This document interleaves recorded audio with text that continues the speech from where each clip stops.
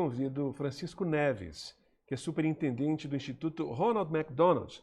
Formado em Engenharia Civil, tornou-se voluntário do INCA e fundou a Associação de Apoio à Criança com Neoplasia, que em 1994 se tornou a primeira casa Ronald McDonald da América Latina. Em 1999, foi convidado pelo McDonald's para fundar o Instituto Ronald McDonald. Francisco, bem-vindo. Bom, inicialmente, boa tarde a todos. Eu não sei onde vocês estão, mas aqui no Rio de Janeiro está um sol lindo. Imagino que a praia deve estar lotada, imagino. Enfim, nem parece que nós estamos numa pandemia.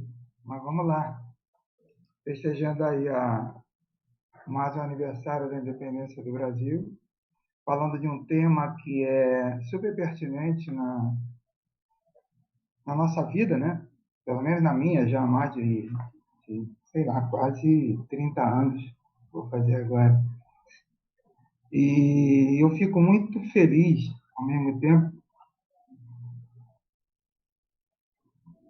Ok, eu fico muito feliz pelo convite, eu quero agradecer a oportunidade que foi dada para a gente falar, realmente para nós, do Instituto Ronald McDonald, está falando de um tema que até bem pouco tempo a gente não conseguiria imaginar que fosse possível ter acontecido o que está acontecendo agora no Brasil, né? Então a gente fica contente, agradecido por vocês, abnegados, persistentes. Antes que me perguntem, eu não sou médico, eu sou engenheiro civil, mas já lido com essa questão do câncer infanto-juvenil há algum tempo. E voltando, por acaso, esse final de semana, eu estou mexendo nas minhas coisas aqui em casa, estou arrumando papelada, né? E eu me deparei com algumas pérolas, né? Como, por exemplo, a ata da primeira reunião do Conselho Científico do Instituto Ronald McDonald, no dia 8 de abril de 1999, 3 horas antes do lançamento oficial, com vários oncologistas pediátricos. Gente, numa boa, é de chorar de saudade e é de sorrir de alegria, porque ainda falta fazer muita coisa no Brasil, a gente sabe disso, todos nós sabemos. Mas se a gente parar para ver também o que já foi feito, a gente tem que bater muitas palmas para nós mesmo. E muita coisa foi conseguida ao longo desses anos. Eu procuro olhar a metade vazia do copo para tentar conseguir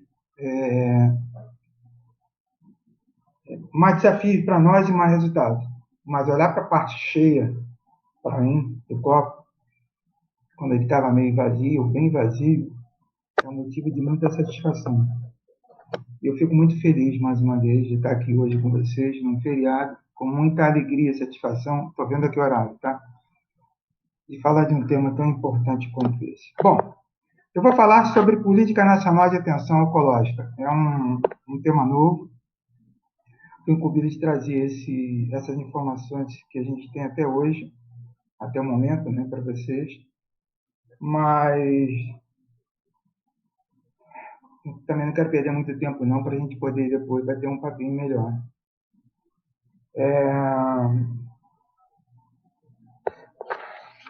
Eu acho que tudo aí vocês sabem, né? Quantos casos novos por ano, quem são tratados, mas o ponto de dor, pelo menos para nós lá do Instituto Ronald McDonald, que a doutora Carmen falou agora no final, são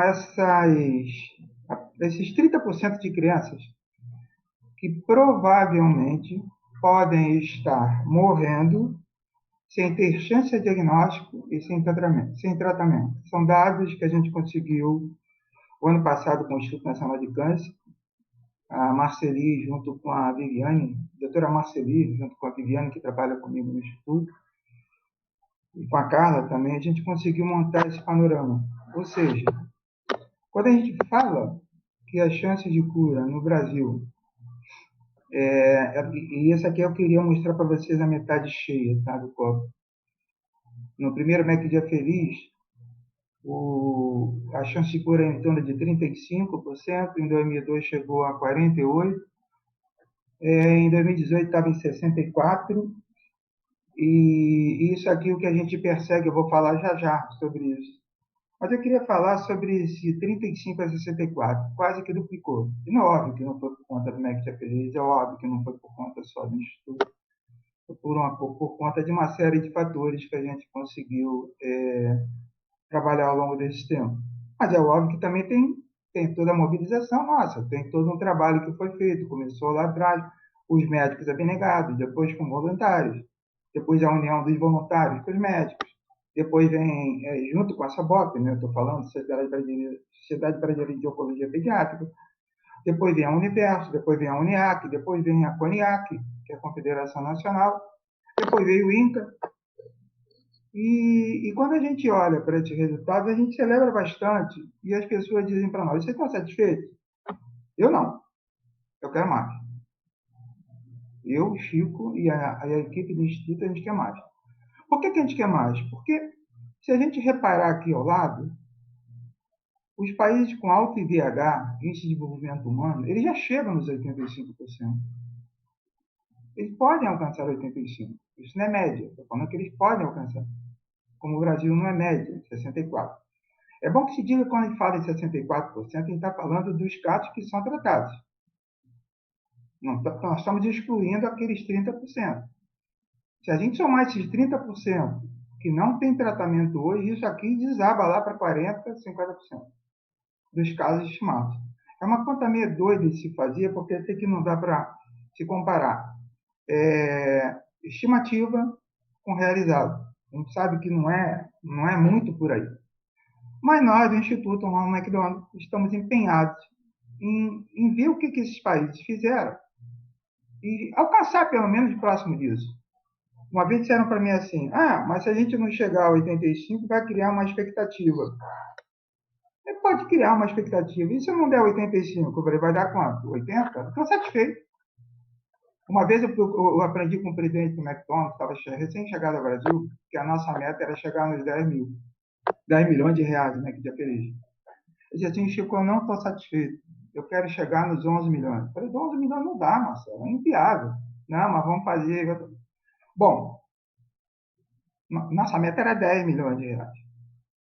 Quando acabou o Mac Dia Feliz, eu fui falar com ele: tá vendo, Marcelo? Não deu 10 milhões. Pô, deu 10.500. Ele falou: parabéns. Você queria 10, eu queria 11, ficamos no meio do caminho. Se você fica nos 10, você vai nos 9.500, eu fico nos 10. O que eu estou mostrando para vocês? Não importa se a gente vai chegar nos 85. O que importa é quem tem que fazer alguma coisa. O que importa é que a gente tem que melhorar o que já está bom, e aprimorando, obviamente, e a gente tem que fazer aquilo que a gente hoje não faz. O diagnóstico precoce, como a doutora Carmen falou, é uma das maneiras que a gente tem aqui em frente. Tá? Isso aqui são só números, gente, para chegar no contexto. Eu estou contextualizando a apresentação para a gente chegar lá na política. Então, junto com a Carla e com a equipe do Instituto, a gente começou a pensar num pensamento estratégico que, depois, com o apoio do Conselho Científico, do qual a doutora Carmen está aqui, faz parte do Conselho, a gente conseguiu estabelecer como metas da causa. Isso não são metas do Instituto, são metas da causa para a oncologia pediátrica no Brasil. E o que a gente notou? A gente notou que a gente precisa elevar o número de crianças a serem tratadas em hospitais especializados e estruturados em câncer infanto-juvenil. A gente precisa elevar isso, porque ainda tem muita criança sendo atendida por profissionais que não são da área de oncologia pediátrica. A gente precisa ampliar a cobertura de crianças e adolescentes através da capacitação de profissionais de saúde. Nós estamos falando de diagnóstico precoce. Se hoje a gente tem mais de 26, estou falando no caso do Instituto, a gente conseguiu capacitar mais de 26 mil profissionais, equivalente a 9 milhões, se a gente verificar 9 milhões de crianças, se a gente verificar que ainda tem aí muito mais, quase que o quádruplo disso, ou o quíntuplo disso, a gente vê que ainda tem muito o que fazer. Essa abrangência nacional para o diagnóstico precoce é primordial. Outro ponto que a gente notou também, isso não foi ideia minha, isso foi ideia do grupo, né? A gente precisa disponibilizar exames que permitam diagnosticar com precisão o tipo de câncer.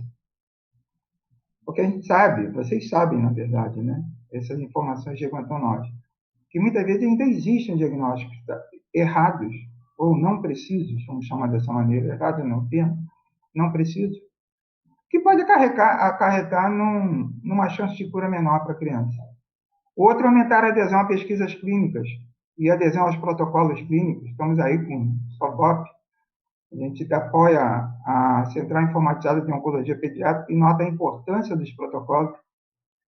Isso ainda não é muito falado no Brasil, ou se é falado, não como eu vou dizer, massificado. Isso tem que ser explicado e informado para todos que existe protocolo. E, se possível, todos seguirem o mesmo protocolo. Por isso tem os grupos cooperativos que trabalham incessantemente na Sociedade Brasileira de Oncologia Pediátrica. A gente precisa também ampliar a cobertura da população com a questão dos registros hospitalares de câncer. É o primeiro passo para depois a gente também ter o registro de base populacional. São tantos assuntos, gente. E esses dois últimos, que a gente acabou juntando, os dois, que é a disponibilidade adequada para reduzir o abandono do tratamento, as casas de apoio, as casas Ronald McDonald, os pais da família.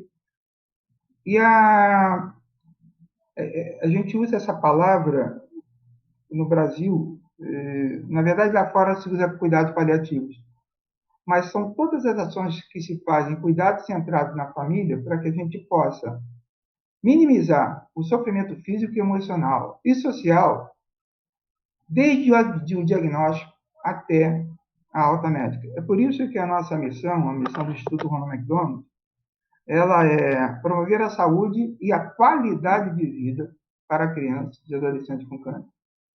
A gente tem que pensar no antes, durante e após o tratamento.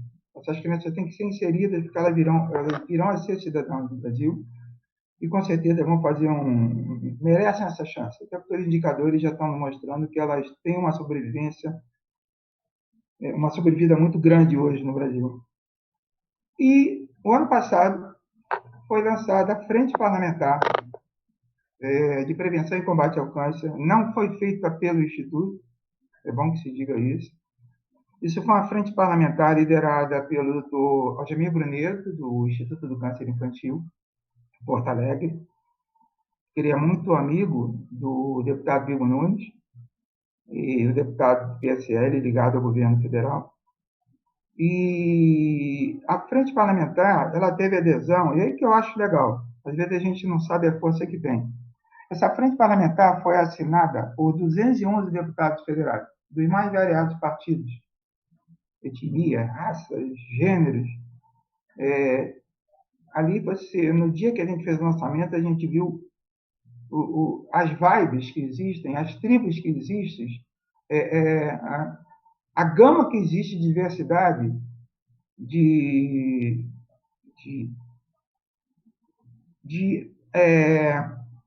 pensamentos políticos totalmente diferentes, mas focados na oncologia pediátrica. Gente, é impressionante a torcida que a gente tem. Essa causa é uma causa que mobiliza muita gente. Aí você vê gente do PT com PSDB, com PMDB, com MDB, que agora é MDB, com PSL. É bancada da bala, bancada da disso, bancada disso, bancada daquilo. Com uma só intenção: apoiar essa frente parlamentar. E, através do deputado, o deputado convidou o Instituto Ronald McDonald para ajudar tecnicamente. E, além do Instituto Ronald McDonald e do Instituto do Câncer Infantil, participam também a Sociedade Brasileira de Oncologia Pediátrica, agora representada pelo Dr. Cláudio Galvão, presidente da SOBOP, e pelo Rider Campos, presidente da CONIAC, a Confederação Nacional das Instituições de Apoio a Crianças com Câncer. Bom, são fotos lá do dia, a representação de todas as pessoas aqui. Isso foi no lançamento, essa última foto à direita, foi no plenário da Câmara dos Deputados, lindo, um evento muito lindo, com participação de crianças da SOBOP, inclusive. A primeira-dama, Michele Bolsonaro, ela é madrinha dessa frente parlamentar, mas não importa, mais uma vez a gente está falando de política, nós estamos falando de vida de criança. E aí, começamos a trabalhar efetivamente, mão na obra, vamos lá, o que a gente vai fazer? Bonito, lançou, e agora? Agora vamos olhar para aquelas metas da causa e para cada item daquele criar grupos de trabalho. Foram criados todos esses grupos que vocês estão vendo. E isso, gente, desde o lançamento, que foi em agosto do ano passado, até agora, recentemente, a gente deu um grande avanço, porque nesses grupos de trabalho, o GT1, por exemplo, que é a habilitação e estruturação do orçamento, daquele elevar o número de crianças atendidas em centros especializados, nós tivemos a doutora Tereza Fonseca coordenando, diagnóstico precoce, nós temos a doutora Carmen, que está aqui, liderou esse processo, exames e medicamentos, o doutor Cláudio Galvão, pesquisas clínicas a protocolo, o doutor Petrilli, registro hospitalar de câncer, a Roberta, do Desiderato, aqui do Rio de Janeiro, e os cuidados centrados na família e adesão ao tratamento, o Wilder Campos, por conta de toda a experiência que ele tem na CONIAC. Essa frente parlamentar, ela tem um presidente, que é o deputado Bibo Nunes, um coordenador técnico, que é o doutor Bruneto, e como membros do comitê estratégico tem uma cadeira para a CONIAC, uma cadeira para o ICI do Rio Grande do Sul, uma cadeira para o Instituto Ronald McDonald e outra cadeira para a SOBOB. E a comissão executiva, ou seja, quem realmente coloca a mão na massa, né? Tínhamos a Carla, que infelizmente não está mais conosco, foi por outros caminhos, está fazendo grande sucesso, mas é o Horácio, que é o chefe do gabinete de deputado, a Valéria Foleta do ICI e a Daniele Baixo, que eu não sei se todos conhecem, mas é uma pessoa que está fazendo um belo trabalho e me orgulho muito dessa equipe que a gente tem trabalhado. E aí vem a pergunta, né? E onde nós estamos agora? Né? Os grupos de trabalho tiveram discussões intensas, bem esclarecedoras. É incrível como esse grupo a gente descobriu tanta coisa. Foi feita uma consultoria por um especialista em redação de políticas nacionais. Ele fez um draft de tudo que foi apresentado. A política nacional de atenção à oncologia pediátrica, ela já foi protocolada, já existe um projeto de lei dessa política que começa agora a tramitar. E agora nós estamos num momento bem interessante, que a mobilização da sociedade civil, através de todos nós, CONIAC, voluntários, médicos, SOBOP, Instituto Ronald, ICI, porque o que a gente tem que fazer é pressionar, no bom sentido, né? Fazer um lobby junto a lideranças para que a gente consiga um requerimento de urgência para que esse projeto seja aprovado. Por que a gente está querendo fazer esse projeto de urgência? E por que o tema? Porque as crianças com câncer, elas estão ligadas, elas estão no grupo de risco da Covid. Então, por estarem no grupo de risco da Covid, e hoje só se fala em Covid, tudo que é relacionado à Covid tem a chancela de que anda mais rápido, nós estamos trabalhando com essas bancadas e estamos tendo boas adesões. Oxalá a gente consiga isso e em breve a gente tenha notícias boas de que o projeto de lei conseguiu dar uma boa esticada, porque com isso, se a gente conseguir esse requerimento de urgência, a gente consegue ganhar no mínimo um ano, para a gente evitar aquela coisa de vai para a comissão A, comissão B, depois vai para o Senado, e essa comissão acabou virando mista, porque ela tem 6 senadores participando também. Mas vocês podem perguntar, mas o que tem nessa política?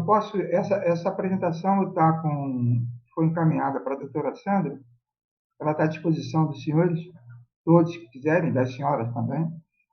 Mas, basicamente, esses são os temas, eu não vou ler aqui um por um, mas esses são os temas que compõem a política nacional de atenção Política Nacional de Atenção à Oncologia Pediátrica. Interessante que a gente tem notado, e eu tive em Brasília conversando com a com a presidente da Frente Parlamentar de Oncologia, a deputada Silvia Cristina, né? E essa era para ser, a política nossa era para estar ligada à frente parlamentar. Mas foi criada uma frente parlamentar independente e ela viu a importância, nós estamos trabalhando com essa política e com a frente parlamentar exclusivamente para crianças, porque, gente, ainda é a doença que mais mata. Não tem jeito. Na faixa de 1 a 19 anos, ainda é a doença que mais mata. Então, esses são os pontos que a gente tem, principalmente, definir a política nacional para prevenção e controle do câncer no âmbito do SUS. Ela contempla a oncologia pediátrica nos serviços e ações previstas no plano de atenção, implantar os planos estaduais, não adianta nada a gente ter um nível nacional e não ter um nível regional. É muito importante que os deputados estaduais se mobilizem para isso, e a gente anota alguns deputados fazendo isso em alguns estados. Há uma linha de cuidado em oncologia pediátrica, isso é muito importante para nós. A formação de centros regionais. Enfim, gente, isso não fui eu que fiz, isso foi o grupo que fez, e eu me orgulho muito de nós termos chegado ao ponto que nós chegamos. E a pergunta, eu também estou sendo um pouco mais rápido, a pergunta é como é que o seu serviço médico pode apoiar a ação, né? Gente, se engajar. Se a gente não der, não mostrar a mobilização que a gente tem, a força que a gente tem, porque torcida nós temos, ninguém vai fazer o que a gente não quer. A gente que tem que dizer o que quer. Se a gente olhar lá para trás, e eu vou voltar no tempo, a gente vê como era a chance de cura, a gente vê como era a estruturação, não existia sequer a estruturação, não existia, e eu vou falar por causa própria, foi uma das primeiras perguntas que o pessoal do McDonald's me fez, quantas crianças tem, aonde estão, quantos hospitais, onde estão localizados, todas essas respostas para essas perguntas a gente não tinha. E o investidor, no caso, o pessoal do McDonald's, falou, como a gente vai apoiar se a gente não tem o mínimo necessário para fazer um planejamento? E aí nós tivemos que trabalhar 2 anos. Então, olhando lá para trás, como nós éramos, olhando como nós estamos hoje, é obrigação nossa nos mobilizar para que a gente consiga chamar as pessoas, os deputados, os parlamentares, nos mobilizar para que a gente consiga tramitar o mais rápido possível com essa política, para que a gente não tenha que ficar escutando, como a gente escutou ainda há pouco, casos como retinoblastoma, né? No caso do ocular externo, um pontinho branco pode ser tratado a laser sem nenhuma interferência, vai ter uma chance de cura de 98%, 95%. E tem caso disso. Aí você espera passar 3 meses, 4 meses, fica aquele negócio vagar para um lado, para o outro, e a chance de cura vai lá para 45, 50, como a doutora Carmen bem explicou. Então, é por essas crianças, gente, que a gente tem que se envolver ainda mais. Eu imagino para vocês que estão na frente de trabalho, eu estou no instituto, mas a gente ouve muito relato, e eu já ouvi vários depoimentos, inclusive emocionados, inclusive médicos chorando. Se eu tivesse recebido essa criança há 3 semanas, há 1 mês, há 2 meses, eu teria salvado ela. Então, gente, não depende só da gente, depende de todos nós. E esse é o convite que eu faço para vocês. Nos ajudem, entrem em contato conosco. Tem o meu e-mail aí no último, mas tem essa também, que entre em contato com a Daniele, porque é obrigação nossa dar sequência a esse projeto de lei, está aí o número 3921/2020, que foi protocolado mês passado, o mês passado, final de julho, né, na verdade, e está começando a tramitar agora. Era isso que eu tinha para dizer para vocês. Dúvidas, sugestões, por favor, estou à disposição, esse é o meu contato. Espero ter correspondido com a expectativa que me foi dada para passar um pouquinho para vocês em relação a essa novidade da política de atenção oncológica.